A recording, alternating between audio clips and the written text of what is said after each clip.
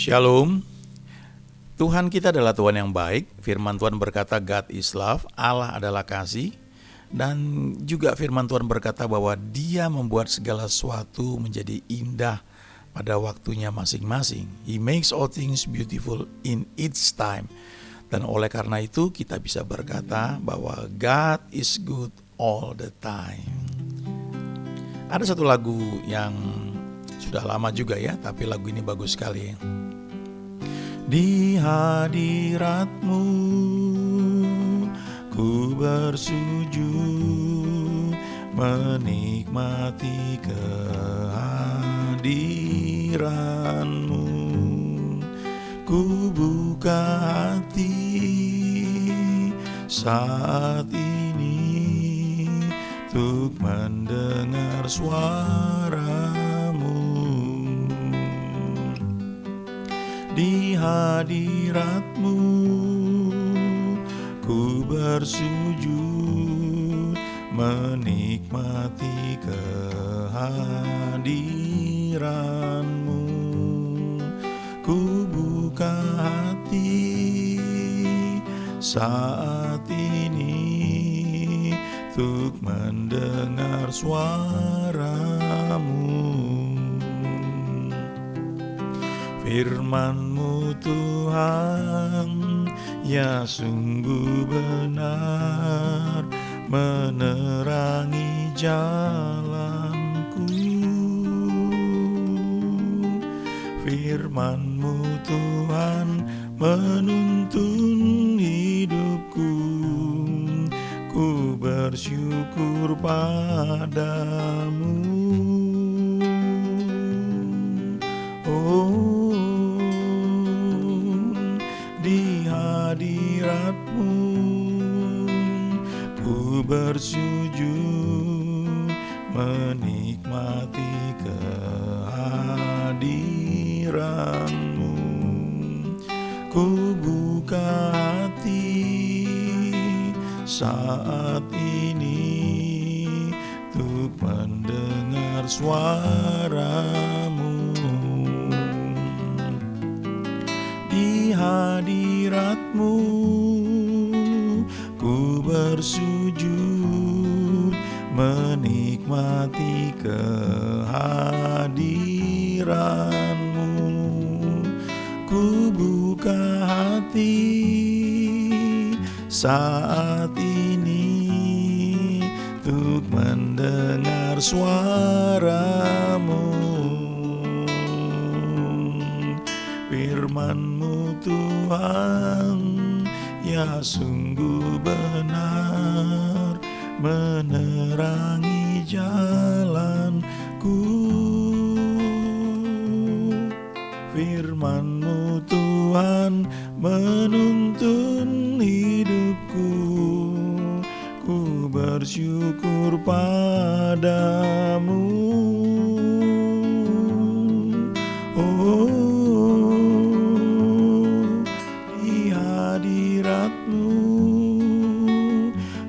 Bersujud, menikmati kehadiran-Mu.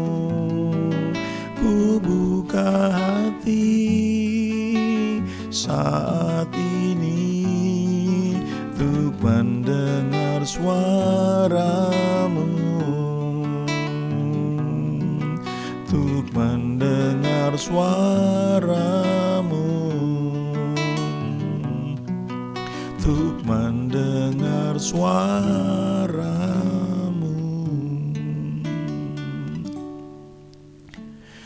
Matius 4 ayat 4, Yesus berkata begini ya, manusia hidup bukan dari roti saja, tapi dari setiap firman yang keluar dari mulut Allah, dari setiap rema. Kalau kita baca Alkitab tiap hari, ada mungkin jadwal pembacaan Alkitab, kita baca, kita dengar, maka kita akan membaca firman itu sebagai firman logos ya, firman pengetahuan. Dan itu perlu senantiasa setiap hari supaya kita punya banyak stok firman Tuhan yang pernah kita baca. Nanti sewaktu-waktu ketika diperlukan, Roh Kudus itu bisa ingatkan apa yang pernah kita baca itu, dan firman logos tersebut menjadi firman rema. Di Matius 4 ayat 4 Tuhan berkata, manusia hidup bukan dari roti saja, bukan dari nasi saja, bukan saja dari makanan fisik, tapi dari setiap rema, ya, firman yang keluar dari mulut Allah. Jadi lagu ini sebenarnya mengajak kita untuk tidak hanya memuji menyembah Dia, tapi kita membangun persekutuan lewat pujian penyembahan kita, lalu kita menikmati, ya, persekutuan itu dikatakan di hadirat-Mu. Artinya kita percaya bahwa Tuhan memang ada bersama kita. Tapi waktu kita menyembah Tuhan, ada istilahnya kita tune in, ya. Maka nyanyian itu bukan sekedar nyanyian saja, tapi kita menikmati sebagai suatu, kalau orang-orang mengatakan seperti menjiwai, tapi lebih dari itu. Kita menyadari kebenaran bahwa Tuhan itu ada bersama kita. Dan waktu kita sedang menyembah Dia, kita menikmati kehadirannya, lalu dikatakan di sini, kubuka hati saat ini. Untuk apa? Untuk mendengar suara-Mu, untuk mendapatkan rema. Ya mungkin pengalaman kita bisa berbeda-beda ya, tapi kalau saya secara pribadi, kadang-kadang kalau lagi menikmati, ya mungkin sendirian, pujian, ya, penyembahan, lalu seperti cara duduk saya mulai berubah, ya. Saya menyadari ada pribadi yang sangat mengasihi kita, ya. Dia ada sehingga duduk saya pun berubah gitu. Nah, pada saat seperti itu sebenarnya sangat penting untuk kita menangkap suaranya. Firman Tuhan itu menerangi jalan kita. Firman Tuhan itu menuntun hidup kita. Tapi kalau kita hanya baca dengan otak kita, maka kita tidak lebih dari seperti seorang ahli hukum, ya, yang tahu hafal firman Tuhan dan kita bisa menjawab semua pertanyaan mungkin. Tapi firman itu bagus ya, nggak salah ya. Tapi mungkin kalau kita cukup sering, apalagi tiap hari, ya, mendapatkan firman rema, itu akan menguatkan kita. Itu bukan mengenyangkan pikiran kita, tapi itu memberi kesegaran buat roh kita. Itu firman rema, ya. Nah, ada cerita yang menarik di Matius 8. Di Lukas juga ada ya, tapi di yang saya bacakan dari Matius 8 mulai ayat 5. Ya, saya bacakan sini ya. Matius 8 ayat 5. Ketika Yesus masuk ke Kapernaum, datanglah seorang perwira mendapatkan Dia dan memohon kepadanya, "Tuan, hambaku terbaring di rumah karena sakit lumpuh dan ia sangat menderita." Ayat 7, Yesus berkata kepadanya, "Aku akan datang menyembuhkannya." Tetapi jawab perwira itu kepadanya, "Tuan, aku tidak layak menerima Tuan di dalam rumahku. Katakan saja sepatah kata, maka hambaku itu akan sembuh." Ya. Speak the word only. Ya. Say the word only. Ya. Katakan saja sepatah kata. Apa yang dia minta ini? Perkataan rema. Ya. Tuhan ngomong aja. Saya percaya itu pasti akan terjadi. Lalu di ayat 9, "Sebab aku sendiri seorang bawahan, dan di bawahku ada pula prajurit. Jika aku berkata kepada salah seorang prajurit itu pergi, maka ia pergi. Dan kepada seorang lagi datang, maka ia datang. Ataupun kepada hambaku, kerjakanlah ini, maka ia mengerjakannya." Nah, ini cara berpikir seorang perwira yang sudah terbentuk di dalam satu organisasi, ya, ketentaraan. Ketika atasannya perintahkan, langsung nurut, ya. Kalau tentara, ya seperti itu. Walaupun istrinya sudah mau melahirkan, atasannya bilang kamu berangkat sekarang malam ini. Berangkat ya. Ada seorang jenderal di Indonesia ya, yang dulu terkenal sekali. Dikatakan kalau dia pergi istrinya tuh nggak tahu ya, karena tugasnya tuh memang membuat dia harus pergi entah berada di mana ya, istrinya nggak tahu. Tiba-tiba pas anaknya lahir dia muncul sebentar dia gendong anak, habis itu ngilang lagi ya, karena dia seorang tentara ya, jadi sudah jadi atasan memang ya, tapi prinsip ini dia ngerti yang di Matius 8 ini ya. Perwira ini ngerti dan dia bilang, kalau aku berkata kepada salah seorang prajurit itu pergi, maka ia pergi. Jadi dia percaya sekali otoritas itu dari orang yang ada di atas dia, dan otoritas dia juga atas orang yang ada di bawah dia. Makanya dia bilang, katakan saja sepatah kata, maka hambaku itu akan sembuh. Nah ini memang seringkali butuh pemahaman ya, karena kalau kita bukan seorang tentara ya, atau seorang prajurit, kita sulit memahami hal ini ya. Kalau di kantor kita kerja, bos kita kasih perintah, belum tentu kita nurut, kita masih mikir-mikir. Tapi ini konteksnya ini adalah tentara ya. Selanjutnya ya, ayat 10.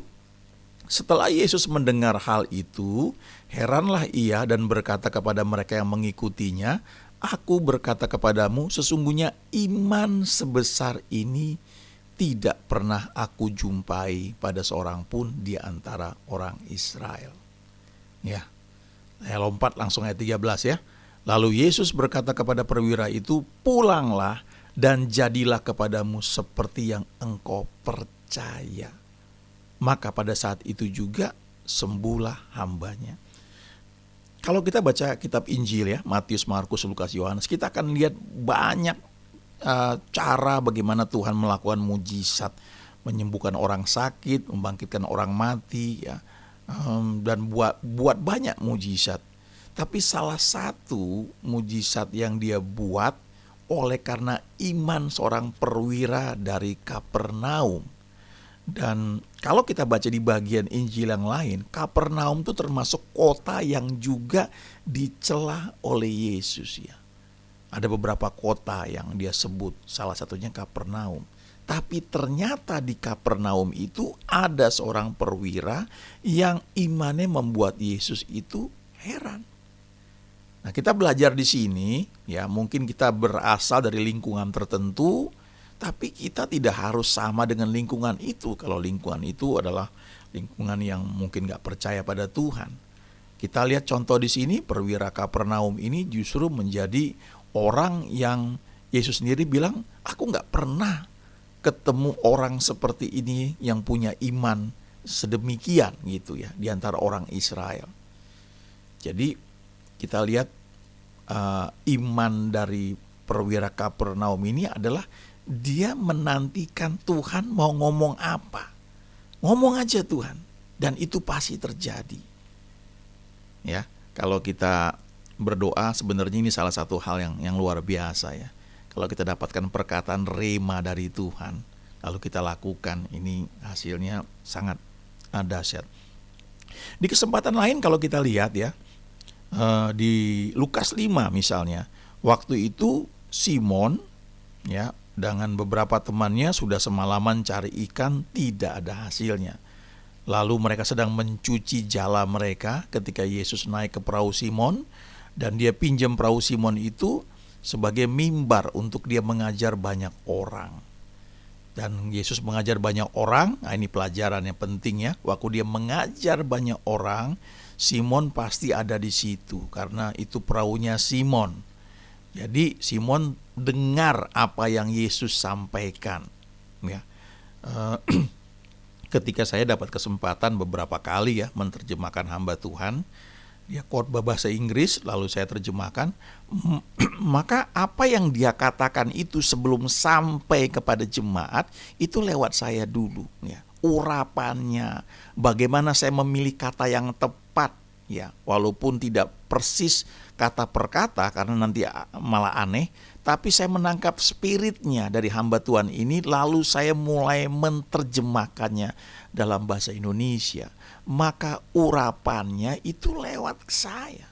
Ada transfer yang saya terima dari hamba Tuhan itu.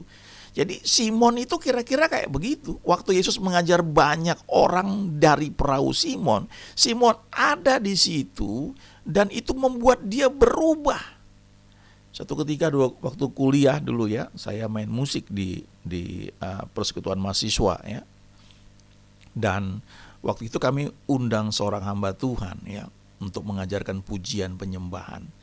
Dan ketika dia mulai nyanyi ya saya iringin begitu. Dan pada satu titik saya tiba-tiba ingat saya harus masuk larut dalam penyembahan. Dan saya tutup mata kadang-kadang, tapi saya ngelihat hamba Tuhan ini mau lagu apa ya, tapi saya enjoy ya, saya menikmati, mengalir bersama dia ketika dia menyanyi, lalu itu seperti aliran menerpa jemaat dan orang-orang yang hadir dijamah oleh Tuhan ya. Sangat menarik sekali ya. Kalau kita itu ada di pelayanan, entah kita main musik, entah kita itu menjadi penterjemah, atau kita duduk dan kita serius mendengarkan firman Tuhan. Ya, kita bukan sekedar sudah sedang tugas ya.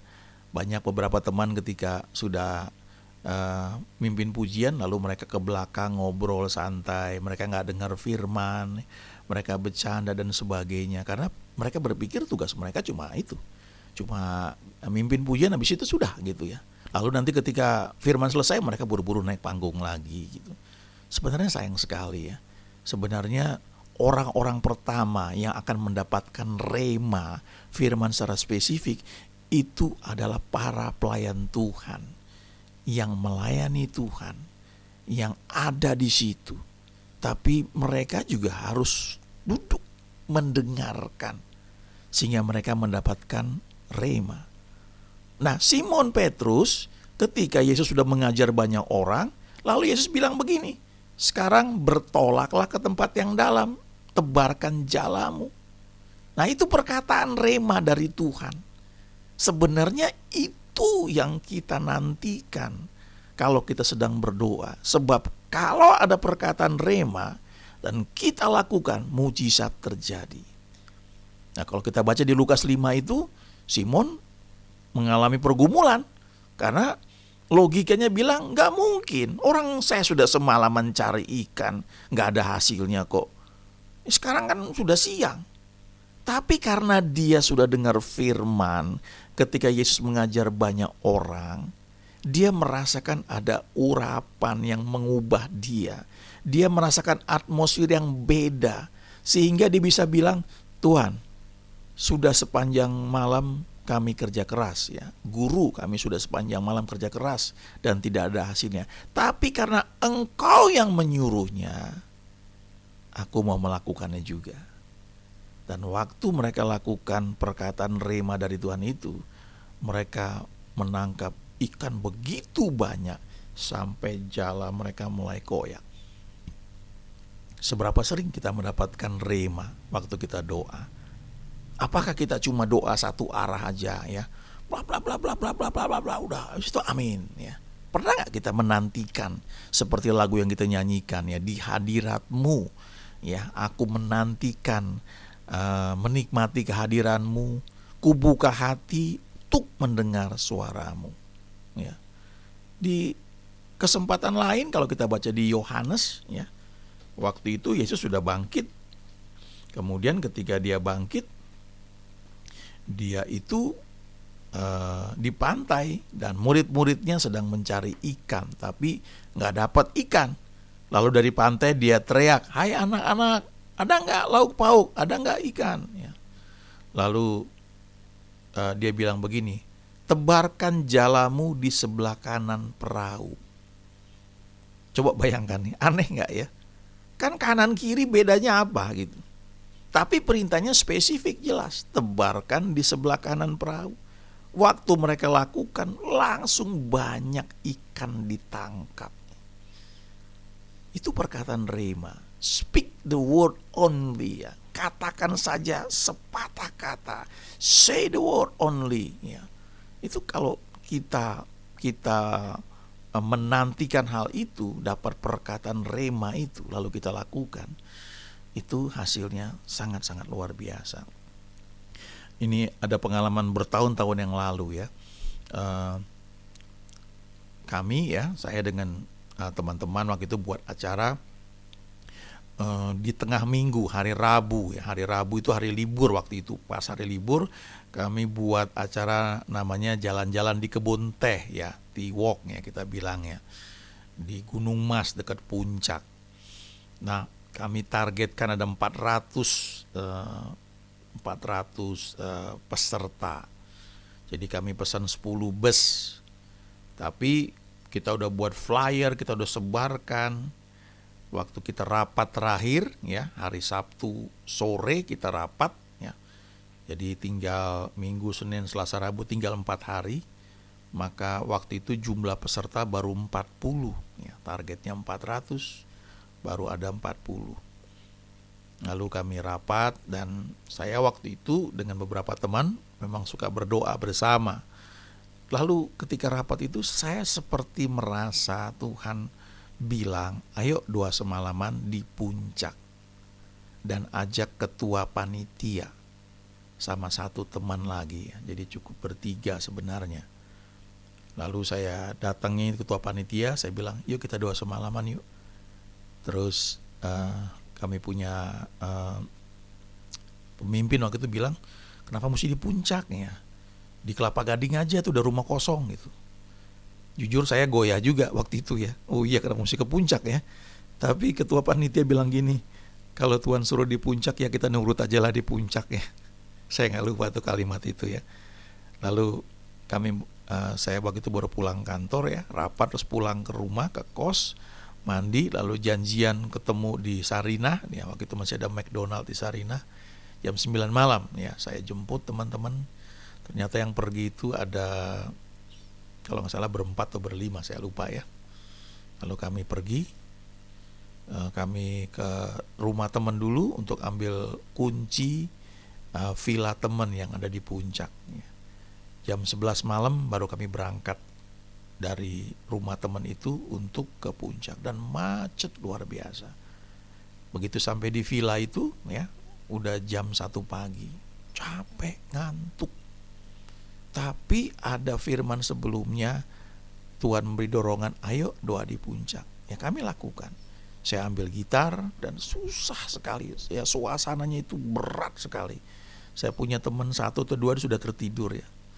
Tapi jam 4 pagi ketika saya sudah mau tutup ya karena capek sekali, tiba-tiba ketua panitianya dapat vision ya, dapat penglihatan, dan dia bilang, teman-teman, saya lihat Tuhan hadir dan tersenyum kepada kita. Waduh, itu hati saya rasanya sukacita sekali ya. Lalu kami menyembah Tuhan beberapa lama, 4:30 saya close ya. Lalu kami tidur. Jam 5 bangun lagi untuk ke Jakarta, karena itu hari Minggu. Dan saya drive sendirian, teman-teman saya sudah tertidur di mobil. Dan ada 2-3 kali mungkin saya juga tertidur sementara nyetir mobil ya. Tapi Tuhan jagai. Kami tiba dengan selamat di Jakarta, saya drop teman-teman saya. Saya memilih kebaktian sore saja ya. Karena ngantuk, saya tidur. Dan waktu kebaktian sore saya tanya berapa jumlah peserta, sudah meningkat menjadi 250 ya. Lalu itu hari Minggu ya, Minggu sore. Lalu Senin nambah lagi, Selasa nambah, dan Rabu kami surplus luar biasa. Ya, bus-bus yang kepake semua. Itu hanya karena mendapatkan firman rema, lalu dilakukan dalam ketaatan. Capek memang. Saya Sabtu kerja ya, pulang 2:30, rapat kalau nggak salah jam 5, selesai rapat jam 7, pulang ke tempat kos, cuma sempat mandi ya, makan seadanya. Jam 9 ketemu lagi di McDonald Sarinah, lalu drive ke rumah teman untuk ambil kunci villa yang di puncak itu. Jam 11 malam baru berangkat ya. Berangkat ke puncak dan macet luar biasa. Tapi bisa dilakukan. Ya, kalau Tuhan kasih rema itu kita bisa lakukan. Cuma masalahnya mau apa tidak ya. Kayak Simon ketika sudah semalaman cari ikan gak ada hasilnya, lalu Tuhan bilang sekarang bertolak ke tempat yang dalam, tebarkan jalamu. Nah itu bukan hal yang mudah ya. Daging pasti menolak.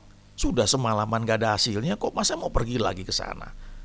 Nah itu kan berarti perlu usaha, itu perlu mendayung dulu ya. Perlu ke tengah, ke tempat yang dalam, baru tebarkan jala itu. Tapi karena dilakukan dalam ketaatan, hasilnya mujizat. Tuhan kita tuh Tuhan yang dahsyat, luar biasa. Tapi masalahnya, apakah kita menyediakan waktu untuk mendapatkan rema? Ataukah kita cuma melakukan kewajiban kita, baca Alkitab, yang penting udah baca, lalu kita sibuk dengan banyak pikiran kita yang lain. Coba belajar dari perwira Kapernaum ini. Dia bahkan merasa gak layak menerima Tuhan di rumahnya. Dia cuma bilang, katakan saja sepatah kata, maka hambaku itu akan sembuh. Ya, di bagian lain kita melihat ada orang sakit kusta yang datang tersungkur di depan kaki Yesus dan berkata, Tuhan, jika Tuhan mau, Tuhan dapat menyembuhkan aku, mentahirkan aku. Lalu Tuhan jamah dia dan Tuhan bilang, aku mau, jadilah engkau sembuh, jadilah engkau tahir.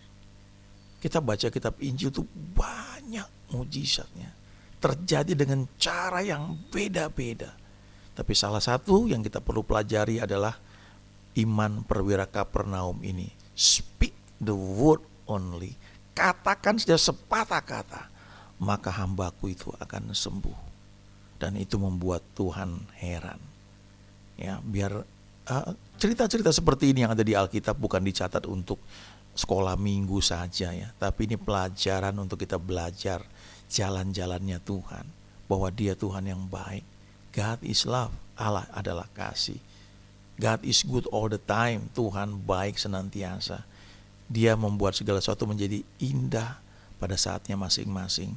Mari sediakan waktu belajar untuk mendengar Dia berbicara, dan tangkap firman-Nya, firman rema itu, dan lakukan dalam ketaatan. Bapak, terima kasih untuk firman yang kami baca. Kami belajar dari perwira Kapernaum, dan dia cuma bilang, katakan saja sepatah kata, maka hambaku itu akan sembuh.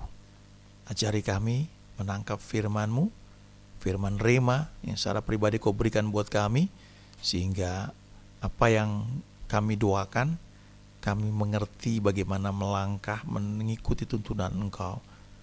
Terima kasih Tuhan. Dalam nama Yesus kami sudah berdoa. Amin.